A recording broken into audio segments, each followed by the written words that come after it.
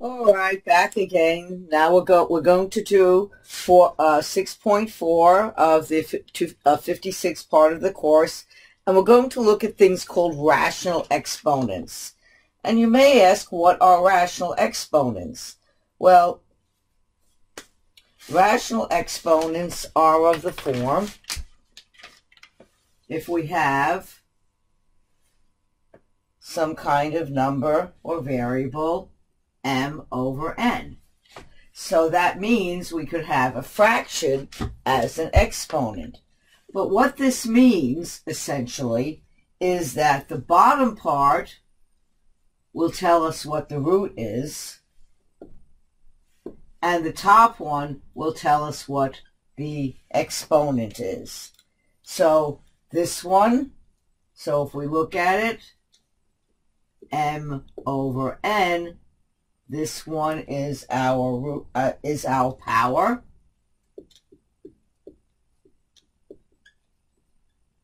And the bottom one is our root.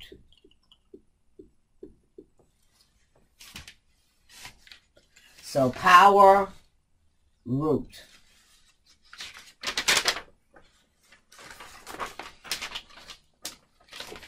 So now we're going to write a few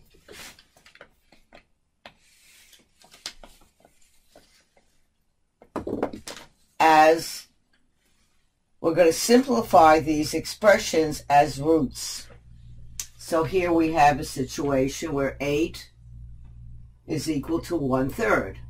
Well, what this means is the cubed root of 8, and as we discussed earlier, cubed root of 8, and the cubed root of 8, because we have to multiply the same number 3 times, is saying 2 times 2 times 2 will give us 8, and that means that this is going to be 2.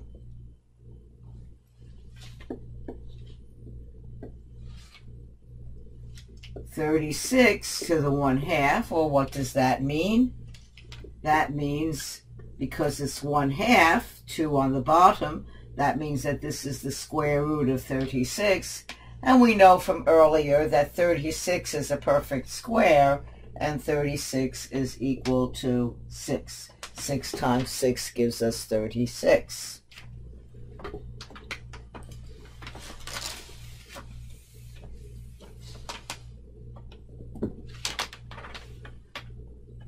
Now for number 3, we see that we have negative, and I'm very careful putting that bracket, 25 to the 1/2. So that negative is outside of my bracket. So all that we're concerned about with the 1/2 is that 25 itself. So we can just write the negative outside the square root sign. So now we have 25, and then we know that 25 is a perfect square, so there we have -5. But on the contrary, that if we have a situation where the negative is inside the bracket, must be very, very careful, this means that the negative sign is also inside the root sign.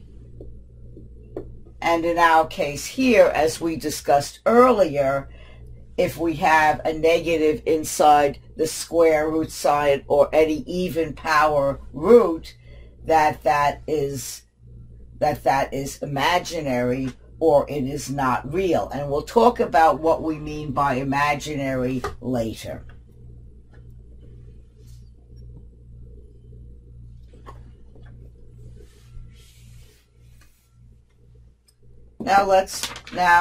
So how about the next one, 5, where we have actually a quotient? So we have 4 over 9 is 1 to the 1/2. Well, we've already seen that 1/2 is like a square root. So we use our rules. So that would be the same thing as 4 to the 1/2, 9 to the 1/2. And that would be the same thing as the square root of 4 over the square root of 9. And since we know that 4 and 9 are perfect squares, it will be 2 over 3.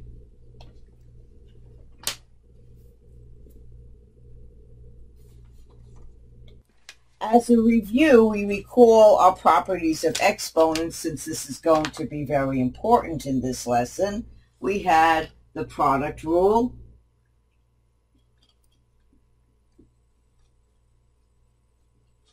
and remember our product rule is AMAN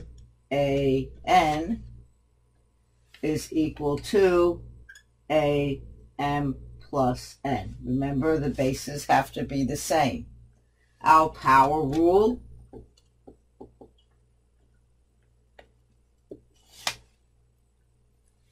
is AM to the N, and that means it's AMN.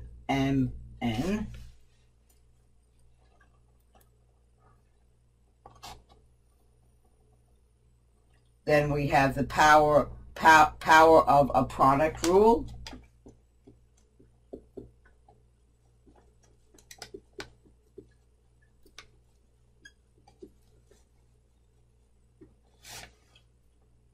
And that means here we have two different bases, A and B. And that means it to the M, that means M will act both on A and B.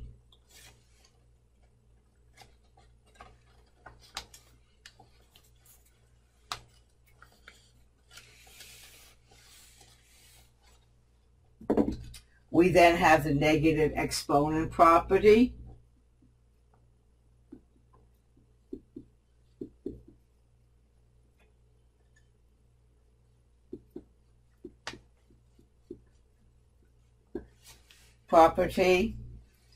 So the negative exponent property, recall, is if we have A to the negative M is equal to 1 over A to the M, where A is not equal to 0. Now remember, the reason why we have to say A is not equal to 0, because if A is equal to 0, it will make this undefined, which is a no-no. Then we have the 0 exponent property.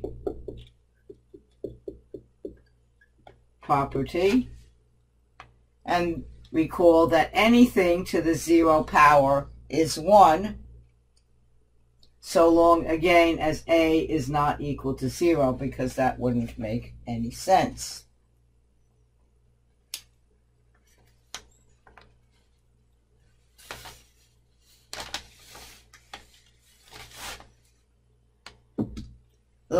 The quotient of power property.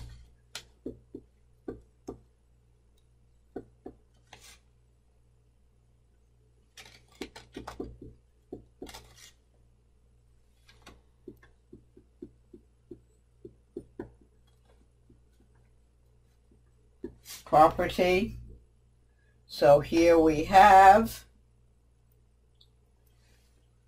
A to the N, A to the N, and that is A to the M minus N, if you recall. And here again, A cannot be equal to 0, since that will make it undefined. And then finally, the power of a quotient property.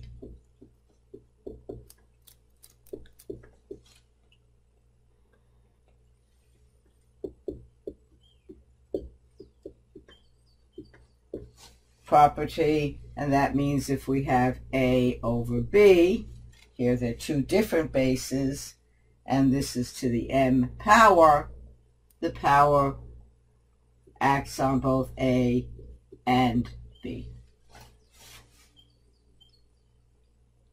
So long as B is not equal to 0, because again, if B is equal to 0, it'll make it undefined, and that's a no-no. In example number 6, we're going to write this expression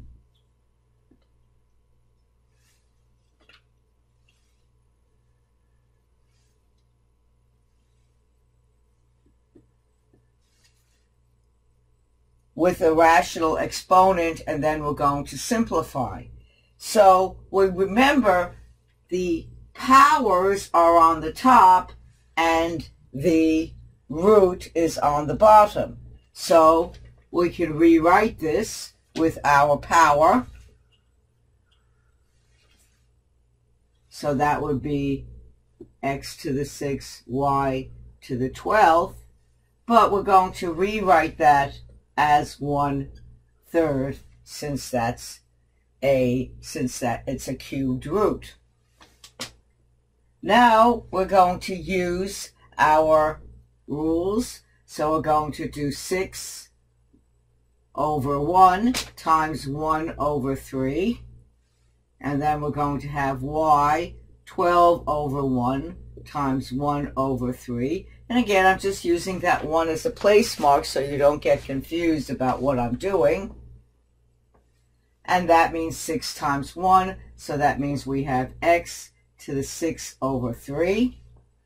And here we have y to the 12/3. And then we simplify because 3 goes into 6 2 times. And 3 goes into 12 4 times,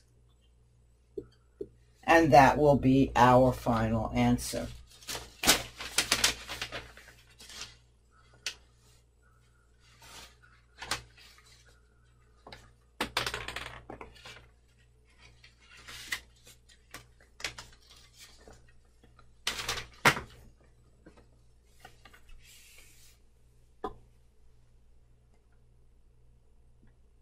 Similarly, for number 7,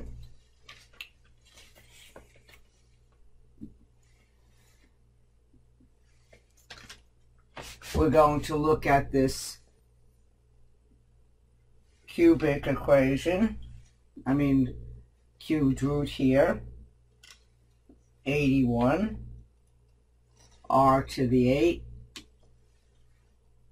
s to the 20. And we're going to do the same thing. So first we have in here, we're just going to put that in a bracket here, 81, r to the 8th, s to the 20. And we see that it's going to be over 1/4 since it's to the 4th root. Well, we have 81 to the 1/4.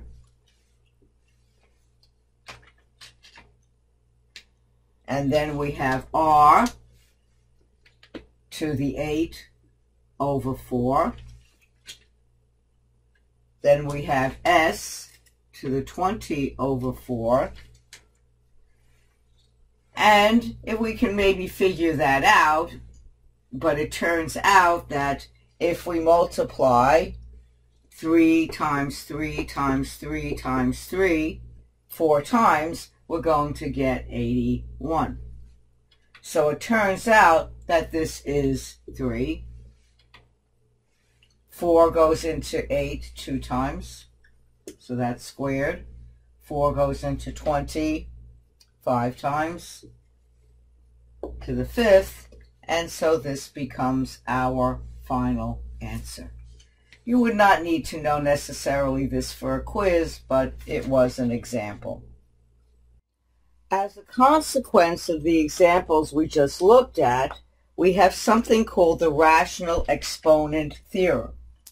And what the rational exponent theorem says is that if we have a to the m over n, this would be equal to a to the 1 over n, m, and this would be equal to a to the m 1 over n, which would be the same thing as saying n a to the n. And this is called the rational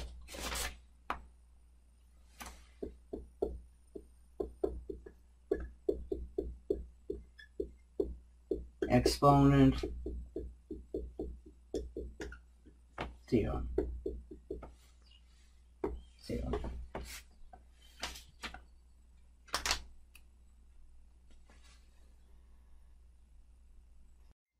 Using some of these ideas, we look at the following examples. 8. So we have 8 2/3. So we can rewrite that as 8 1/3 squared. Well, we know that the cubed root of 8, because that's what 1/3, 8 to the 1/3 means, is 2. So now we see that it's 2 squared, and that's 4.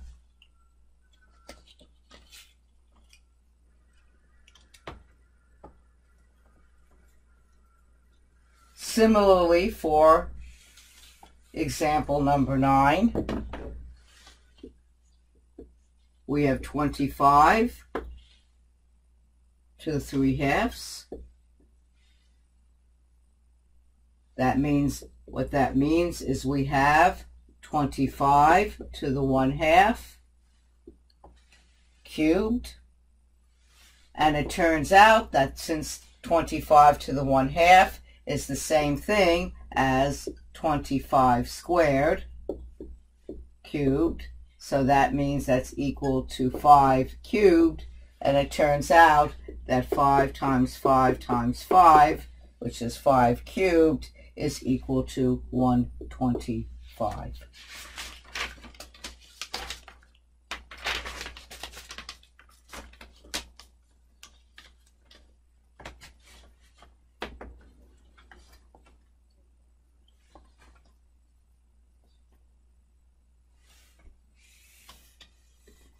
In example 10, we actually have a negative in the exponents. So here we have 9 to the negative 3/2.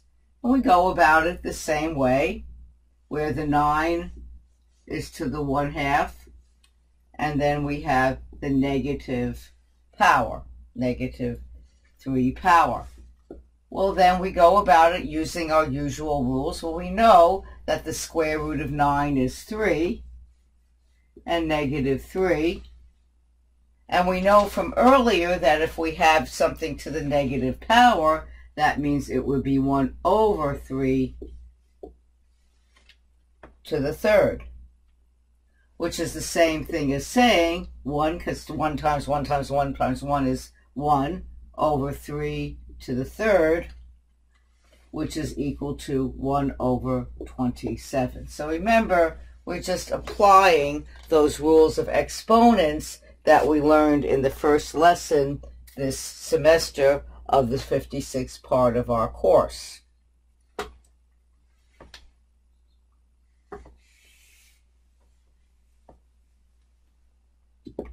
Similarly, for question number 11, here we have 27 to the 8th over 8 to the negative 4/3. Now, of course, there are different ways you can do this, but I'm going to do it by bringing the cubic in here, 1/3 in there. So now I have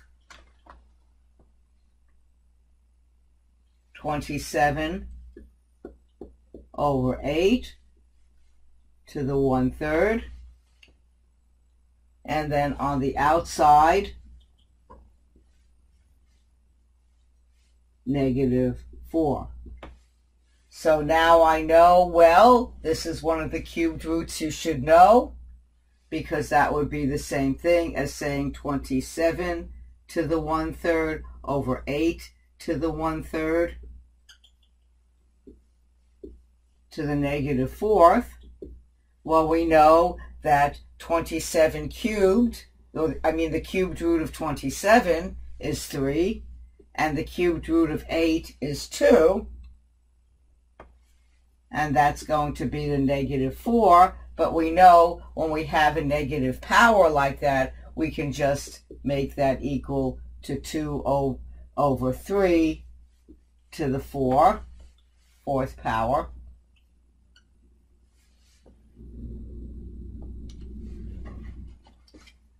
And that's the same thing. I'm just going to continue it. As 2 to the 4th over 3 to the 4th, which is the same thing as 2 times 2 times 2 times 2, over 3 times 3 times 3 times 3. So you can go about it if you don't know what that's all equal to. So, and just multiply it through. And what you get is 16 over 81. And 16 over 81 would be your final answer.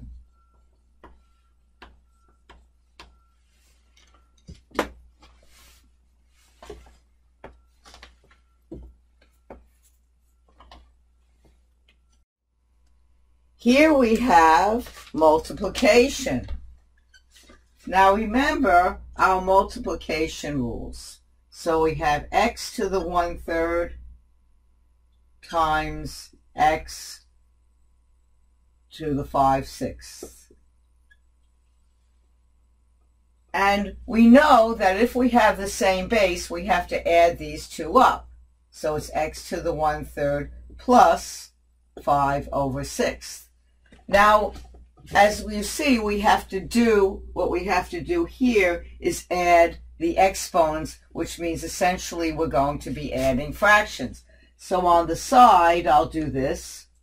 So I have 1/3 plus 5 over 6. So I want to find the lowest common denominator, which is 6 in this case. So that means that here we're going to have 2 over 6 plus 5 over 6. Remember, when we're adding and subtracting fractions, the bottom must be the same. And in this case, we're simplifying, we're not solving. So we must do this, we can't just clear it.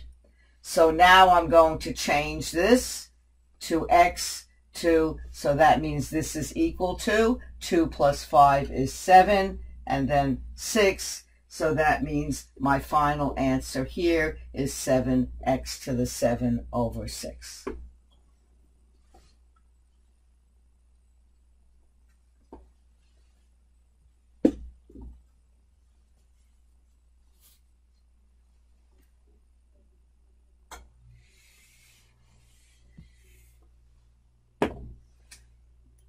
In number 13, we use the product rule, which is actually a little bit simpler when it comes to the arithmetic. X to the 2/3 to the the power rule, to the 3/4, the power rule. So here we have a power to a power. And so in that case, we multiply these two.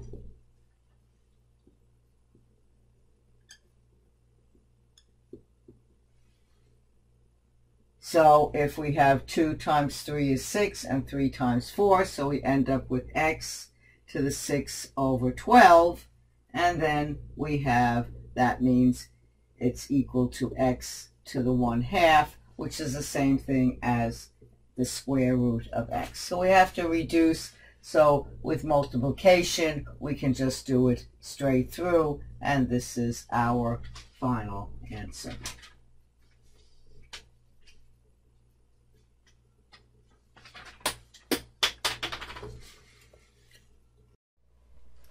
In example number 14, we have z to the 1/3 over z to the 1/4. And as you recall, this is going to be subtraction, so that's going to be equal to z to the 1/3 minus 1/4. So 1/3 minus 1/4, since they both have the same base. And on the side, we'll do the fraction subtraction. And the lowest common denominator is equal to 12. So that means this is 4/12 minus 3/12. So that's going to be equal to 1/12. So that means that our final answer is going to be 1/z to the 1/12.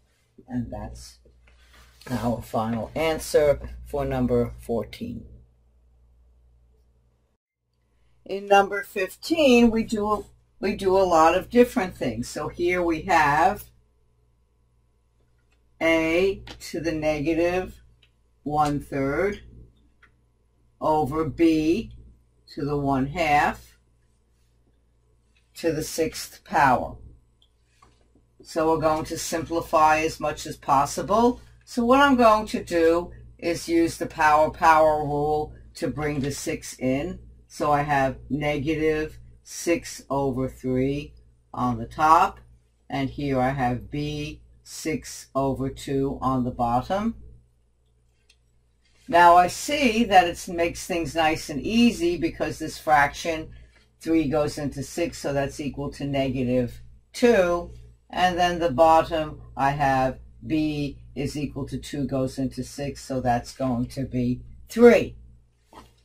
And as we learned earlier, we don't want any negative exponents, so we're going to bring this downstairs and turn it into a positive exponent. And remember to put your 1 on the top, a squared b cubed, and that's your final answer. And remember to put your 1 on the top. 1/4 of a pizza pie is not the same as 4 pizza pies.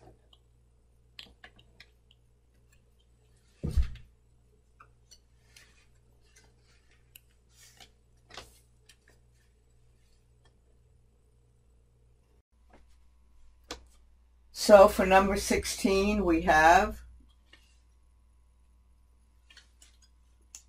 x to the -3, y to the 1/2,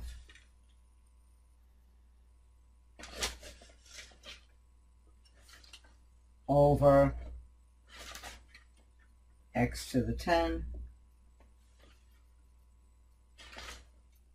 y to the 3/2, and all of this, the whole thing, is to the 4th power.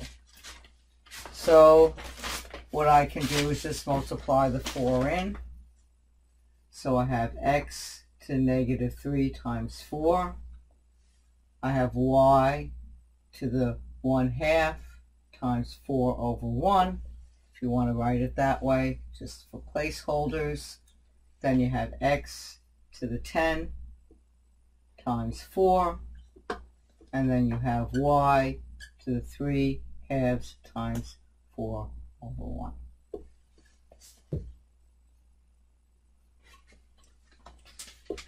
Then you go about multiplying it, so then you have x to the -12. And then here you have y squared when you work it out. 10 times 4 is 40.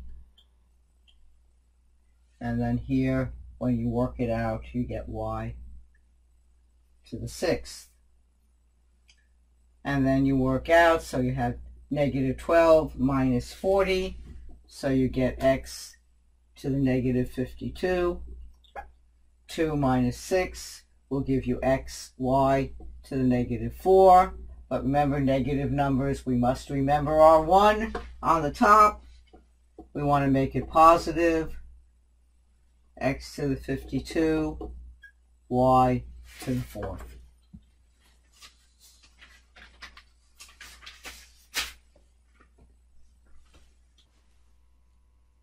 (17) I have a squared, b cubed, all to the 1/6. So that means I multiply that in. A to the 2/6 b to the 3 over 6. So that's equal to a to the 1/3, b to the 1/2.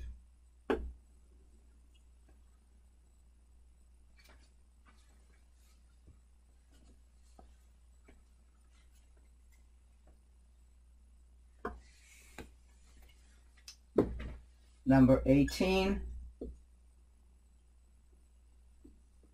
we have p to the 1/4, p to the 3/4 to the 1/8. Of course, when you see into these things, it's much easier. I did it a little different on the PowerPoint, but that's okay. As I said, there's many roads that you can take so long as you get to the right house or the right place. So we have p to the 8 over 4 over p to the 3 over 4 times 8 over 1. So that'll give us p to the 2 over p to the 6th after we work all this out. And that will give us, and we see that it ends up being p to the -4, 2 minus 6. And remember, always put your 1 on the top when you have a negative situation. Remember, 1/4 of a pizza pie is not the same as 4 pizza pies.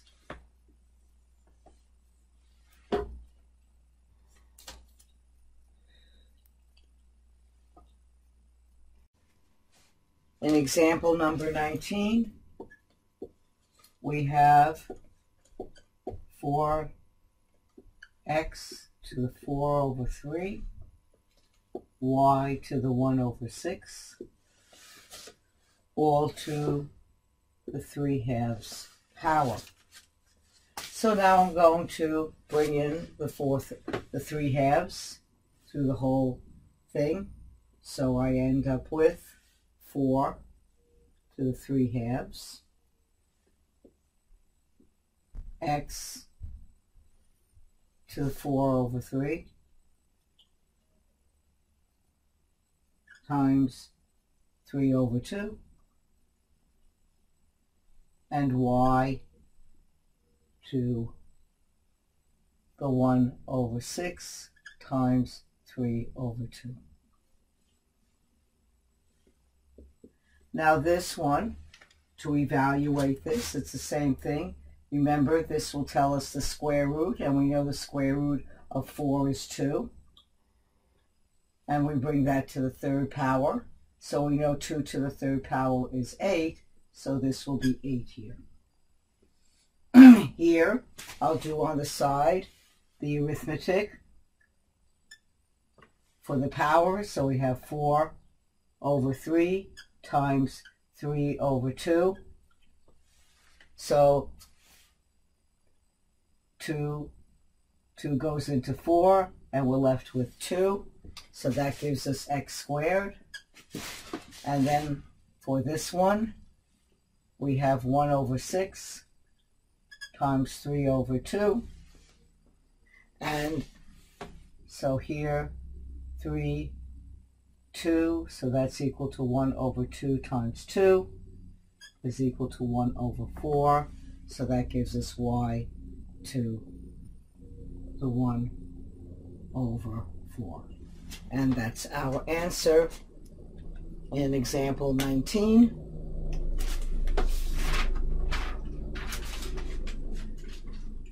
For our final example, we have example number 20, where it's put in terms of root signs and a mixture of things. So let's see how we would do something that's kind of mixed up. We have 10b squared, c squared over c, cubed root of 8b to the 4th.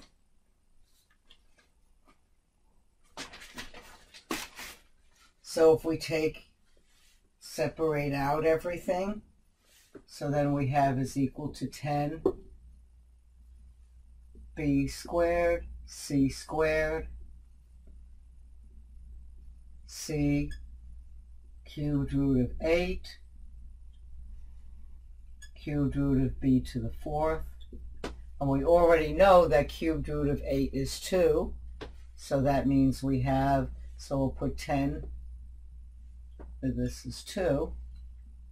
So we have 10 over 2. Then let's look at the b's. Well, we have, for the b's, we have b squared. And we're going to rewrite this as a rational exponent so we can evaluate it more easily because we have this power and that. So we have b to the 4 over 3. And then we look at the c's. And we have c squared over c. So I just did this for bookkeeping reasons to kind of organize everything so I don't get confused. And I see that, well, this is going to be 5. 10 goes into 2 5 times.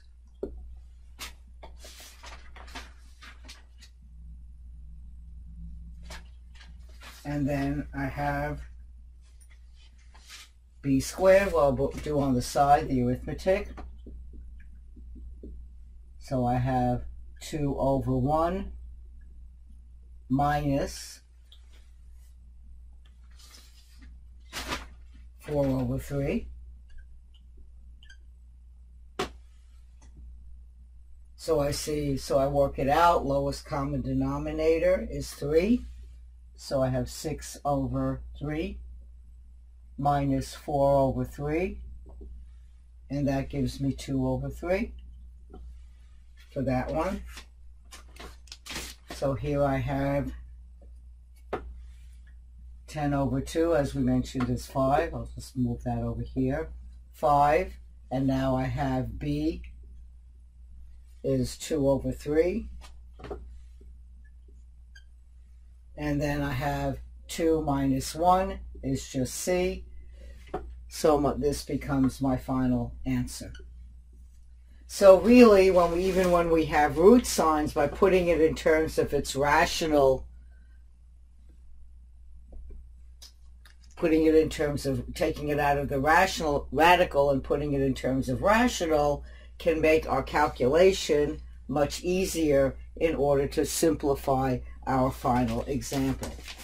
So this is the end of chapter 6, 56th part. And until the next time, and we'll come back to my refrigerator, and I'll just get myself another little soda now that I finished this, and stay well and take care.